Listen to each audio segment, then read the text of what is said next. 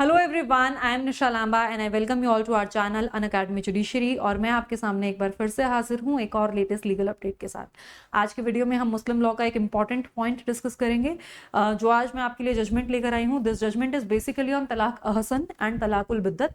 तो बेसिकली आपके मुस्लिम लॉ के अंदर अलग अलग तरह के तलाक होते हैं, जिसमें से कुछ तलाक जो है वो बैन किए जा चुके हैं। 2019 के अंदर एक कानून पारित किया गया था, एक कानून लागू किया गया था जिसके तहत तलाक, ट्रिपल तलाक पर्टिकुलरली, जिसको फेमसली हम ट्रिपल तलाक या तीन तलाक के नाम से जानते हैं, उस तलाक को बैन कर दिया गया था।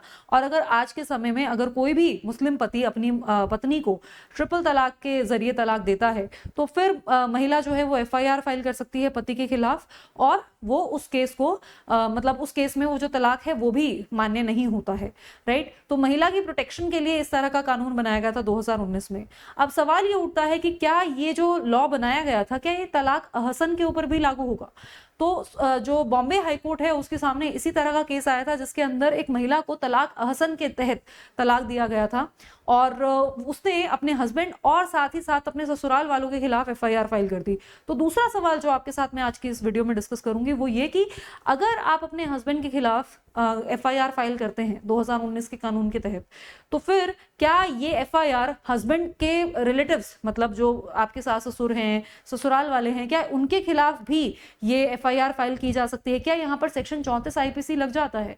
तो वो सब हम आज की वीडियो के अंदर डिस्कस करेंगे। तो चलिए स्टार्ट करते हैं आज का वीडियो के अंदर आगे जाने से पहले आपको एक छोटी सी इन्फॉर्मेशन दे दूंगी। अगर आप अनअकैडमी जुडिशरी के साथ अपनी जुडिशरी की प्रिपरेशन करना चाहते हैं तो आप एक ही सब्सक्रिप्शन खरीदकर सभी बैचेस का एक्सेस ले सकते हैं।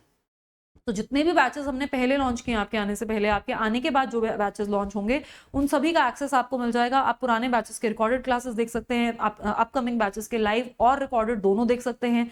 राइट, और सबसे अच्छी बात है, एक ही सब्सक्रिप्शन लेकर आपको सभी बैचेस सभी स्टेट्स की तैयारी करने का मौका मिलता है। तो यहाँ पर आपके सभी major laws, minor laws, local laws, आपका कंप्लीट पोर्शन जो है आपका पेपर में आने वाला है, जो लैंग्वेज वाला पोर्शन है, जीके वाला पोर्शन है, सब कुछ यहाँ पर कवर कराया जाता है। और अगर आप अपनी सब्सक्रिप्शन पर डिस्काउंट भी पाना चाहते हैं, मैक्सिमम डिस्काउंट के लिए आपको याद रखना है मेरा ये रेफरल कोड निशा लांबा NISHA स्पेशल डिस्काउंट आपको इससे मिलेगा। इसमें आपको कोई स्पेस नहीं देना है, कैपिटल में आप ये टाइप करेंगे और एंटर करेंगे और आपको स्पेशल डिस्काउंट मिल जाएगा, जो भी आपका मैक्सिमम बेस्ट पॉसिबल डिस्काउंट होगा। और अगर आप इंस्टाग्राम पर मेरे साथ कनेक्ट करना चाहते हैं तो निशा_लांबा07 पर कनेक्ट कर सकते हैं, और टेलीग्राम पर आप मेरे साथ कनेक्ट कर सकते हैं निशा_लांबा1511 पर। अगर कोई भी क्वेरी हो तो आप मैसेज कर सकते हैं and feel free to drop a message, I will obviously reply. Judgment का नाम आपको नजर आ रहा है स्क्रीन पर, that is Tanveer Ahmed and others versus state of Maharashtra 2025 Bombay high court का जजमेंट है। तो बेसिकली इस केस के अंदर क्या हुआ था कि जो महिला है उसने प्रोटेक्शन मांगी थी Muslim women protection of rights on marriage act 2019 के तहत।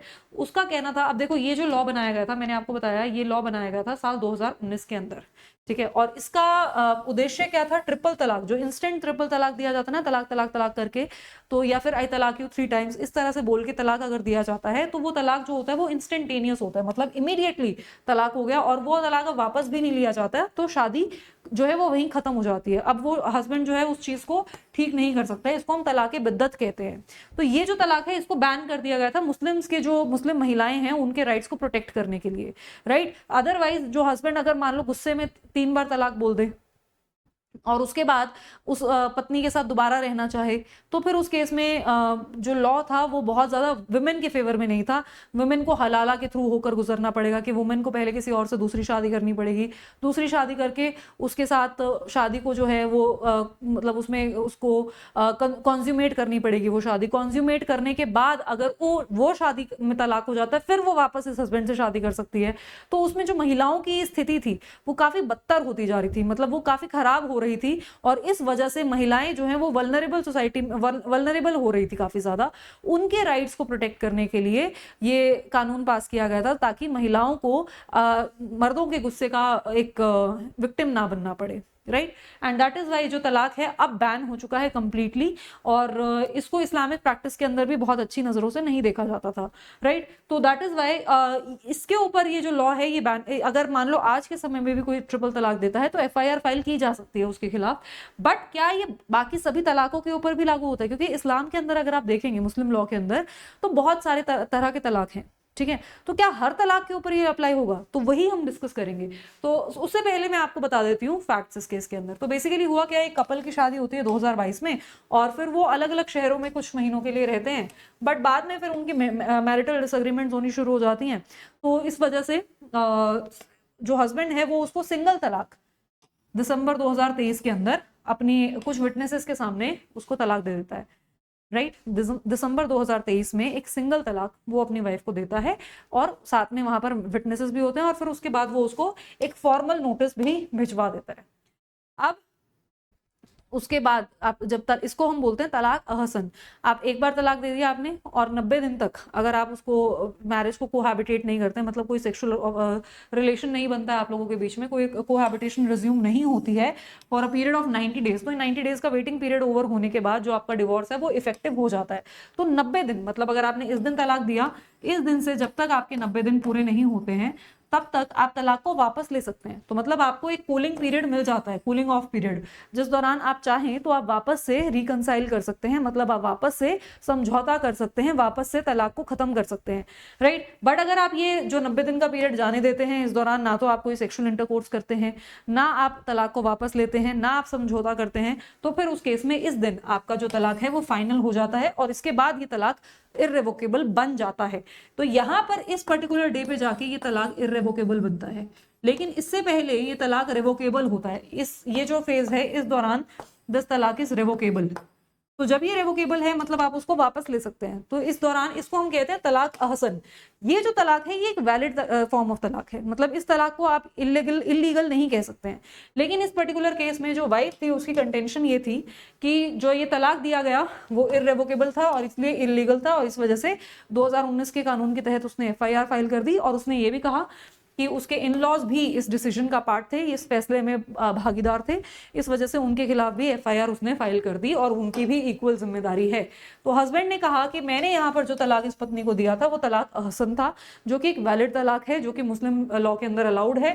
तलाक बिद्दत या इंस्टेंट ट्रिपल तलाक मैंने अपनी पत्नी को नहीं दिया था, राइट। और दूसरी बात उन्होंने बोला कि उनके जो पेरेंट्स हैं उनका कोई रोल नहीं था यहाँ पर, राइट। और इस वजह से जो FIR उनके अगेंस्ट फाइल की है वो रद्द कर दी जानी चाहिए, और इसके लिए वो हाईकोर्ट में पहुंचे थे।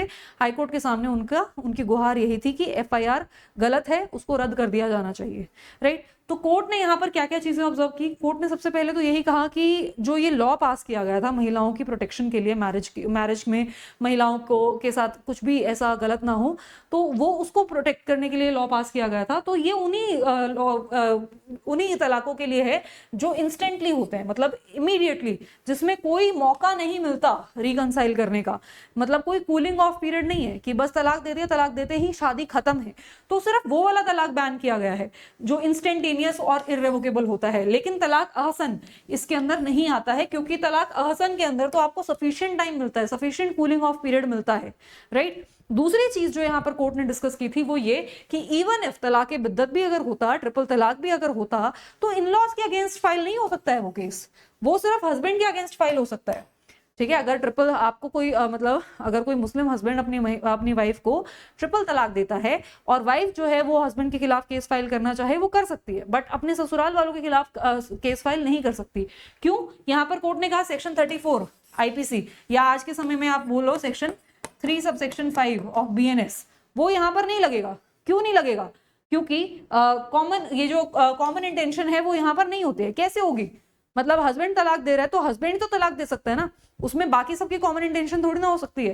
दैट इज वाई इस केस में कोर्ट ने कहा कि कॉमन इंटेंशन यहाँ पर साबित नहीं होती है, और इस वजह से इवन इफ आपको ट्रिपल तलाक मिला हो, आप ससुराल वालों के खिलाफ केस फाइल नहीं कर सकते हैं, राइट। तो ये चीज डिस्कस की गई थी इस केस के अंदर। और दूसरा, कोर्ट ने ये भी कहा था कि इसमें कोर्ट ने तलाक अहसन के मेथड से तलाक दिया है, which is aligned with the law, और उसमें उसने फॉर्मल नोटिस भी दिया है। और इस वजह से सभी फैक्टर्स को कंसिडर करते हुए जो एप्लीकेशन हस्बैंड ने फाइल की थी हाई कोर्ट के सामने, उसको कोर्ट ने अलाउ किया। जो FIR फाइल हुई थी उसको रद्द कर दिया, और हस्बैंड और इन लॉज का जो केस है उसको खत्म कर दिया, right. And hence the order was given to the police to quash the case. कैसा लगा आपको ये जजमेंट? मुझे कमेंट सेक्शन में जरूर बताइएगा।